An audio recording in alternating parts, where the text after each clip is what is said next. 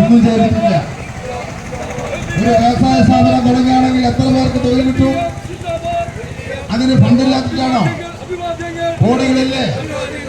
ഈ രാജീവ് എന്ന് പറയുന്ന കേരളത്തിന്റെ വ്യവസായ വകുപ്പ് മന്ത്രി, അദ്ദേഹം വ്യവസായ മന്ത്രി ആയപ്പോൾ തന്നെ തദ്ദേശ സ്വയംഭരണ സ്ഥാപനങ്ങളിലേക്ക് വ്യവസായ വകുപ്പിൽ നിന്ന് ഓരോ ജീവനക്കാരെ എല്ലാ തദ്ദേശ സ്വയംഭരണ സ്ഥാപനങ്ങളിലേക്കും അയച്ചു. വ്യവസായ വകുപ്പിൽ നിന്ന് ഒരു ജീവനക്കാരനെ കേരളത്തിലെ എല്ലാ തദ്ദേശ സ്വയംഭരണ സ്ഥാപനങ്ങളിലേക്കും അയച്ചു. താമരശ്ശേരിയിലും ഒരു ഉദ്യോഗസ്ഥനുണ്ട്.